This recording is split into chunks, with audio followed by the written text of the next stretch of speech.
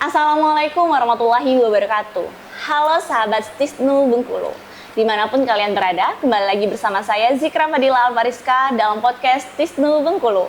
Kali ini saya ditemani oleh salah satu petinggi di Stisnu Bengkulu.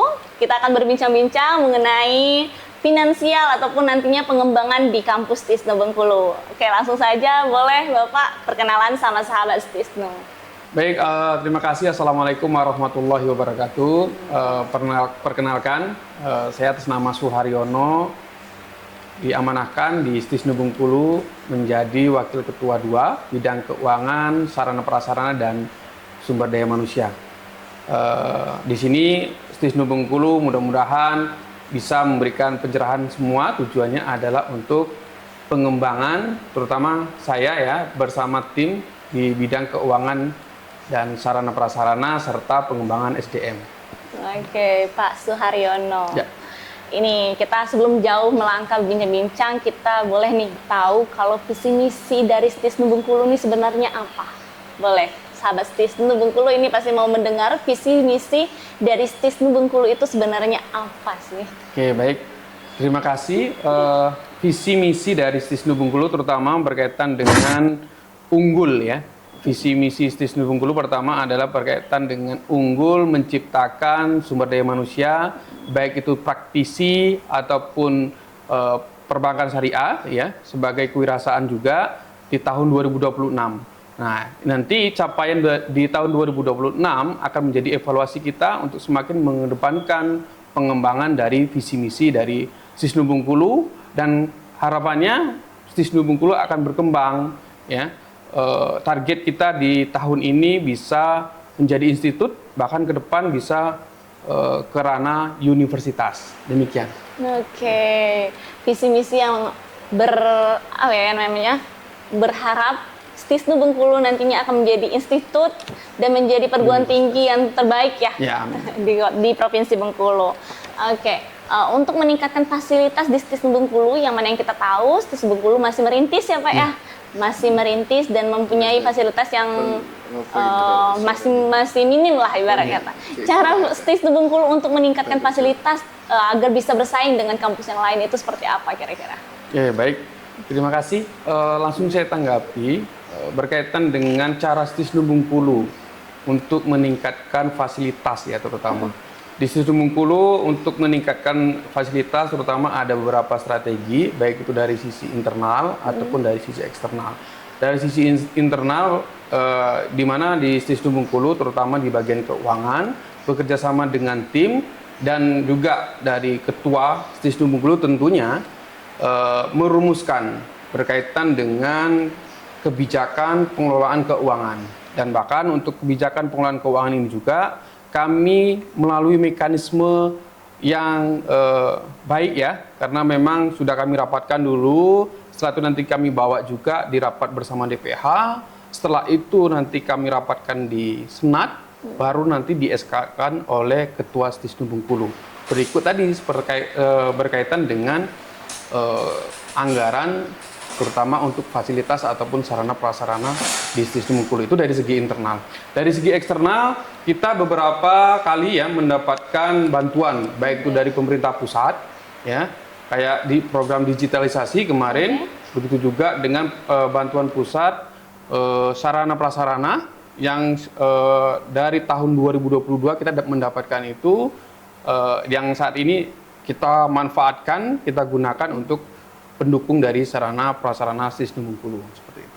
Oke, kalau boleh tahu apa aja nih sarana prasarana fasilitas yang mendukung di Stisnu Bengkulu yang sudah ada gitu, yang udah dioperasikan gitu kan? Ya, baik. Untuk yang sudah dioperasikan, terutama di Stisnu Bengkulu ya, dari beberapa sarana prasarana yang ada, salah satunya ini yang berkaitan dengan digitalisasi. Nah, karena memang sekarang eranya sudah ke sana. Jadi kita memanfaatkan, kemarin dapat bantuan dari Kementerian Agama, program digitalisasi itu ada 2 Smart TV ya. Smart TV yang kita gunakan di situ cukup lengkap ya. Bahkan kemarin juga ada kegiatan sampai kepada bagaimana cara mengoperasikan smart TV tersebut. Iya. Ya, karena memang masih cenderung baru ya. Bahkan Jadi masih agak awam dengan smart TV itu ya. Bahkan masih awam ya. Mungkin di Bengkulu sendiri ya masih cukup sedikit ya. Sepengetahuan saya yang memiliki smart TV yang memang kategorinya sudah baik ya, cukup baik di sini ya, seperti itu. Begitu juga dengan fasilitas-fasilitas lain yang memang digunakan untuk sarana prasarana sistem Bengkulu, baik itu olahraga ataupun yang lainnya, kita juga mulai berbenah di sini, mulai meningkatkan yang tujuannya adalah untuk ya dari sisi sumber daya manusia ini tadi, baik itu mahasiswa ataupun dosen juga. Oke, berarti semua elemen di kampus harus terlibat untuk meningkatkan ya? Ya, menggunakan dengan bijak. Kayak gitu, ya. Oke. Untuk kerjasama ataupun stakeholder yang ada di STIS Bengkulu, kira-kira udah sampai mana nih kira-kira STIS Bengkulu? Kalau untuk kerjasama ya, mungkin nanti di podcast selanjutnya itu nanti ada bersama Pak Yuda ya. Tapi secara langsung ini saya bisa tanggapi juga. Kita secara kerjasama ya secara umum ya. Kita tanggapi di sini adalah kita ada yang regional, misalnya di kalangan provinsi Bengkulu ya. Di beberapa perguruan tinggi kita kerjasama, terus nanti di kawasan Sumatera, bahkan kita ada juga yang kerjasama di universitas yang dari Thailand, ya, Craig University kayak gitu ya. Ada juga dari Malaysia, kita juga kerjasama di sana. Yang nasional juga kayak di UNU Jogja, kayak di Bandung, kita kemarin sudah ada kerjasama juga di sana. Tapi ini untuk lebih detailnya mungkin nanti Pak Wakil Ketua 3 yang bisa menyampaikan itu ya. Siap. Secara tidak langsung berarti STIS Bengkulu sudah siap untuk menuju IAINU ya? Ya, institut ya. Mudah-mudahan tahun ini ya kita terutama di STIS Bengkulu bisa mewujudkan menjadi Institut Agama Islam Nahdlatul Ulama Bengkulu. Ya, baik, kita aminkan sama-sama. Amin ya. Satu-satunya ya yang nanti menjadi institut di perguruan tinggi Nahdlatul Ulama di Bengkulu. Gitu, ya. Oke, di zaman sekarang yang digitalnya udah melejit ya Pak ya. Kira-kira untuk pengoperasian di STIS Bengkulu untuk meningkatkan kualitas dan pengembangan pendidikan di STISNU itu menggunakan apa kira-kira?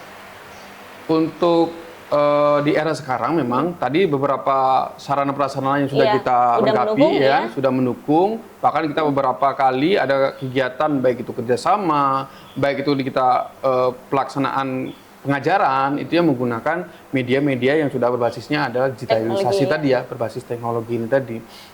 Begitu juga dengan kegiatan-kegiatan yang lain yang memang tujuannya adalah memanfaatkan sarana prasarana yang berbasis teknologi ini tadi. Terkadang misalnya dosen ada yang melalui media Zoom, itu kan memang eranya sudah ke sana gitu kan. Jadi bahasanya itu kan kuliah enggak mesti harus di lokal gitu kan.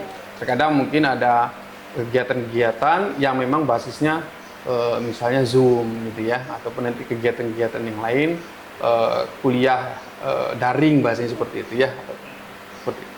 Berarti udah siap untuk menyelaraskan dan mengikut sertakan penggunaan teknologi ya Pak ya di STIS Bengkulu. Jadi tidak bahasanya tuh enggak gaptek gitu kan. Oke. Untuk meningkatkan mutu di STIS Bengkulu yang pasti kita butuh finansial yang cukup dan memadai. Kira-kira gimana nih strategi STIS Bengkulu untuk meningkatkan finansial ya, finansial untuk sumber daya termasuk dosen, mahasiswa, finansial dari kampus TISNU ini. Iya, baik, terima kasih. Inilah sebenarnya uniknya kampus TISNU Bengkulu yang ini, mohon maaf saya sering-sering sebutkan ini ya, yang insya Allah tahun ini akan menjadi institut, yang ke depan akan menjadi universitas, ya, yang sekarang posisinya sudah TISNU Bengkulu. Meskipun bahasanya adalah bahasa masih kampus sekolah tinggi, gitu ya, kita mempunyai cita-cita yang cukup besar. Salah satunya adalah untuk kemandirian finansial. Karena memang kemandirian finansial dari perguruan tinggi ini menjadi salah satu kunci. Ya, nggak bahasanya itu kalau tidak ada kemandirian finansial ataupun finansial yang tidak mendukung, ya operasional terutama di perguruan tinggi tidak akan bisa berjalan dengan maksimal. Jelas. Nah, posisinya Stisnu Bengkulu dari lahir, nah ataupun bahasanya sejak lahir, sejak berdirinya ini, sejak berdirinya itu sudah mandiri. Wow. Nah, gitu ya. Apa yang dilakukan kira-kira di Stisnu Bengkulu ini? Kalau bahasa sekarang itu lebih kepada ini ya, mungkin BLU gitu ya. Nah, kalau kampus-kampus sekarang sudah mulai mengarah kepada BLU gitu ya. Tapi kalau Stisnu Bengkulu sudah BLU dari lahir gitu ya. BLU itu padahal untuk universitas-universitas yang besar ya. Gitu kan. Tapi kita memang sudah mulai lahir pun sudah BLU gitu ya. Nah, dari Stisnu Bengkulu memang terkadang di sini ya tidak bisa kita mungkiri. Ya, memang banyak sekali dukungan ya, support dari para kalangan Nahdien terutama ya, dari PWNU terutama juga yang ingin memberikan kontribusi ya terhadap perkembangan kampus Stisnu Bengkulu. Dari sejak awal bahkan sejarahnya ini didirikan oleh para tokoh Nahdlatul Ulama di Bengkulu, bahkan sampai mohon maaf kerjasama ya, atau bahasanya itu kalau bahasa Bengkulu itu apa ya, sumsum itu ya, atau apa ya, rombongan, gitulah istilahnya ya, bersama-sama untuk mewujudkan kalau bisa harus ada Stisnu Bengkulu, harus ada kampus NU di Bengkulu, harus ada kampus Nahdlatul Ulama di Bengkulu, dan alhamdulillah di tahun 2016 ya, Stisnu Bengkulu mendapatkan izin operasional dan juga mendapatkan program studinya ada 2 ya, program studi ekonomi syariah dan perbankan syariah. Yang insya Allah nanti ini balik lagi saya sering sampaikan dari awal tadi ya, di institut nanti kita akan mendapatkan ya, kita sudah mengajukan ya, bahasanya jangan mendapatkan ya, kita sudah mengajukan dan insya Allah di tahun ini akan keluar juga berkaitan dengan program studi baru. Nah, yang sudah kita ajukan kemarin itu ada program studi HTN, ada program studi PAI, ada program studi PGMI, ada juga program studi PIAUD. Nah, yang ini adalah cikal bakal dari institutnya ini tadi. Gitu. Makanya mudah-mudahan lah cita-cita besar ini tadi dari awal yang kita memang sudah kemandirian finansial ini tadi ya, di Stisnu Bengkulu juga melalui program-program kemandirian, terutama ini mungkin saya langsung ke topiknya tadi ya, dari pertanyaan. Program kemandirian terutama yang sudah kami kelola di saat sekarang ini, terutama kami sudah memiliki unit usaha, unit usaha Stisnu Bengkulu. Nah, unit usaha Stisnu Bengkulu ini bahasanya ya, yang fokusnya mengerjakan semua kegiatan yang memang dibutuhkan, baik itu di dalam internal ataupun eksternal. Kegiatannya apa? Misalnya produksi ya, produksi untuk buku, ya kan, cetak, gitu kan, percetakan lebih banyak fokusnya ke sana ya. Dan istilahnya memang di unit usaha Stisnu Bengkulu ya, programnya ini tadi semuanya itu bisa. Bahkan dari cetak buku, dari skripsi memang sudah ke sana semua ya, skripsi, pedoman-pedoman, dari eksternal, misalnya untuk disertasi itu cukup banyak ya. Kampus-kampus terdekat kita juga yang cetak untuk istilahnya disertasi, ya, bahkan untuk sidang promosi doktor itu ya, banyak itu biasanya bandelnya dia, buku-bukunya ini tadi, sinopsisnya tadi banyak, nah itu cetaknya di Stisnu Bengkulu. Dan di Stisnu Bengkulu juga, alhamdulillah memanfaatkan sumber daya yang ada berkaitan dengan misalnya kemarin kita sempat dapat hibah, tanah hibah. Ya, yang tujuannya nanti kita di situ adalah untuk kemandirian. Kita akan salah satunya untuk program mendirikan pendidikan juga nanti di sana ya. Begitu juga nanti kita akan mengolah untuk perkebunan. Terutama memang di Bengkulu ini yang cukup potensi adalah perkebunan sawit. Jelas, kan? Ya. Jadi posisinya nanti akan bisa memberikan dampak yang cukup besar, terutama untuk pengembangan kampus dari sisi kemandirian finansial ini tadi. Gitu ya. Begitu juga kita ada kemarin tanah wakaf. Nah, ini yang di dekat bandara. Dekat bandara kita. Ini mau dijadikan apa nih? Ya, nah di dekat bandara di sana nanti kita akan jadikan asrama, ya. Programnya nanti jadikan asrama sekaligus menjadi untuk unit usaha juga. Program unit usaha yang semakin berkembang nanti kita akan arahkan ke sana juga, terutama untuk penginapan dan juga misalnya sewa ini, kendaraan ya. Parkir gitu ya. Parkir ataupun sewa kendaraan di dekat bandara. Itu biasanya kan cukup ini sangat ya. pintar membaca peluang ya. Pintar, benar-benar pintar membaca peluang di sana ya. Karena memang terkadang misalnya ini ada Nahdien ya dari kabupaten yang agak cukup jauh mau ke Jakarta atau mau kemana, nanti bisa menitipkan kendaraannya ke tempat penitipan Sistem Bengkulu yang memang basisnya adalah untuk penguatan finansial ini tadi ya gitu. Begitu juga yang jelas banyak sekali lah program-program nanti untuk pengembangan finansial, terutama kemandirian finansial di Sistem Bengkulu terutama. Baik, ternyata banyak sekali strategi yang dilakukan oleh petinggi dan pemimpin dari Sistem Bengkulu untuk meningkatkan kemandirian finansial. Yang jelasnya nggak berharap dari mana-mana, ini dilakukan agar Sistem Bengkulu bisa tetap maju ya Pak ya, bisa tetap maju, tetap bisa bersaing dengan kampus yang lain. Walaupun kalau bahasanya BLU itu untuk kampus-kampus dan universitas yang besar, ternyata dari Sistem Bengkulu pun sudah melakukan hal-hal tersebut duluan ya Pak ya. Benar. Jadi nggak waktu ketika nanti udah bisa BLU, jadi nggak terkejut lagi ya Pak ya. Ya karena memang kita sudah BLU tadi kan dari luar. Sudah melakukan usaha-usaha untuk bisa menghasilkan apa yang namanya itu cuan lah. Cuan ataupun bahasanya di sini adalah untuk ya finansial tadi ya, finansial kemandirian kampus yang tujuannya adalah ya kesejahteraan lembaga terutama. Nah kalau di dalam lembaga, bicara tentang lembaga pasti nanti kesejahteraan dosen, karyawan, begitu juga dengan mahasiswa, pertama berkaitan dengan fasilitas layanan yang memang akan didapatkan oleh mahasiswa. Karena apa? Wujud dari kemandirian kampus ini tadi. Kalau boleh nih Pak, cerita-cerita juga sama sahabat Sistem Bengkulu. Kira-kira dari beberapa apa ya namanya bagian-bagian tadi, kira-kira cara Sistem Bengkulu untuk apa ya namanya itu strategi pengelolaan ya, ibaratnya dari unit usaha ataupun nantinya itu bagaimana untuk pendapatan Stisno? Siap. Nah untuk di unit usaha kita memang sudah membuat kepengurusan ya, yang memang fokus untuk di unit usaha. Yang di sana dari sisi unsur pimpinan terutama ya juga ikut terjun juga ke sana dalam artian untuk meningkatkan dari pendapatan ataupun produktivitas dari unit usaha ini tadi. Salah satunya misalnya melalui kerjasama. Kerjasama nanti misalnya di beberapa perguruan tinggi ataupun bahkan misalnya ke sekolah-sekolah yang nanti bisa segala bentuk yang dibutuhkan berkaitan dengan misalnya kayak cetak buku ataupun kemarin ada sempat yang masih cukup banyak dipesan ya, kayak misalnya apa ijazah dan yang lain-lain gitu kan, itu bisa kita support di sini, kalender dan yang lain itu bisa kita support di sini. Kalau bahasa Bengkulu bisogalo, pacak gitu kan?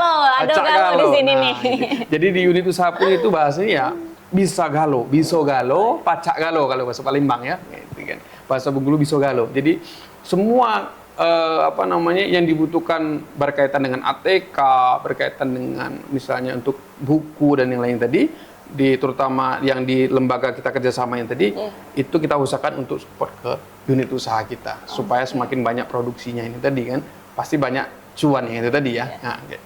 Nanti itu pengelolaan pendapatan dari unit usaha itu pure masuk ke Sistem Bengkulu, apa ada bagian yang lain? Ya. Untuk pengelolaan unit usaha itu murni pure masuk nanti ke Sistem Bengkulu. Nah berkaitan dengan misalnya manajemen, operasional, gaji dan yang lain itu nanti akan disesuaikan berdasarkan pengurusan ini tadi. Cuman tetap akan di bawah unsur pimpinan juga berkaitan dengan misalnya gaji dan yang lain itu pasti akan dirapatkan juga. Cuman mandiri ya secara untuk pengelolaan ini tadi berdasarkan pengurusan ini tadi. Untuk keuntungannya masuk ke Sistem Bengkulu. Jadi tidak dibebaskan kita langsung dapat berapa persen gitu ya. Karena memang masih kita tetap dalam pengawasan Sistem Bengkulu. Benar-benar. Bahkan nanti ya tetap harus ada namanya audit kan. Audit. Bahkan kemarin juga dari DPH Dewan Pengurus Harian juga sempat memberikan masukan yang ikut juga mengawasi lah juga gitu ya di sana berkaitan dengan pengelolaan di unit usaha ini tadi. Yang jelas untuk membangun unit usaha agar dapat lebih berkembang lagi ya Pak ya. Apalagi nanti kalau kayak tadi bisnis yang di dekat bandara, begitu juga dengan perkebunan tadi, itu pasti harus benar-benar sama-sama saling menjaga ya, pertama kan. terutama kita di kampus ekonomi syariah, ya transparansi, akuntabilitas itu harus tetap kita jaga. Oke, siap. Oke, Stisnu Bengkulu adalah salah satu kampus yang mulai merintis ini di Provinsi Bengkulu, yang mana udah berapa tahun? Udah 2016 itu berapa tahun jadi ya? 9 tahun ya. Oh iya, 9 tahun. 9 tahun ya. 9 tahun kalau anak baru lahir itu udah mau udah SD ini ya. Perjalanannya udah cukup panjang. Ini untuk meningkatkan kualitas ataupun pengembangan yang ada dalam Stisnu terus meningkatkan ya Pak ya. Iya. Yang jelas mulai dari fasilitas, pengembangan sumber daya mulai dari mahasiswa ataupun dosennya yang sudah banyak berpengalaman di sini sudah memadai ya Pak ya. Iya, iya. Berkaitan dengan tadi yang disampaikan Stisnu Bengkulu tahun 2016 ya. Kemarin kita sempat sudah melaksanakan juga 9 tahun Stisnu Bengkulu, di mana angka 9 ya bahasanya ini biasanya kalau di kalangan Nahdlatul Ulama ini menjadi angka yang apa ya? Keramat ya. Keramat, pasti seperti itu ya. Dan alhamdulillah di tahun ini juga ya Stisnu Bengkulu kemarin habis akreditasi. Wah, apa setelah nih akreditasi hasilnya? hasilnya cukup membanggakan bagi kami ya. Dengan kampus Stisnu Bengkulu yang sekarang ini mendapatkan predikat baik sekali. Yang memang setara dengan ya bisa dikategorikan ya dengan kampus-kampus yang ada di Bengkulu yang sudah cukup lama ya. Sudah cukup lama kita sudah setara, baik itu kampus yang swasta ataupun kampus yang negeri. Kampus yang sudah lama, sudah besar, statusnya sama ya. Karena memang di Provinsi Bengkulu setahu saya kampus yang akreditasinya unggul itu masih baru satu ya gitu ya. Nah, itu ya. Yang mana yang kita tahu lah ya. Ya. Tapi yang jelas insya Allah nanti Stisnu Bengkulu jadi institut ya, menjadi juga nanti universitas ya, target kita pasti unggul. Nah, jelas. kita pasti unggul ya.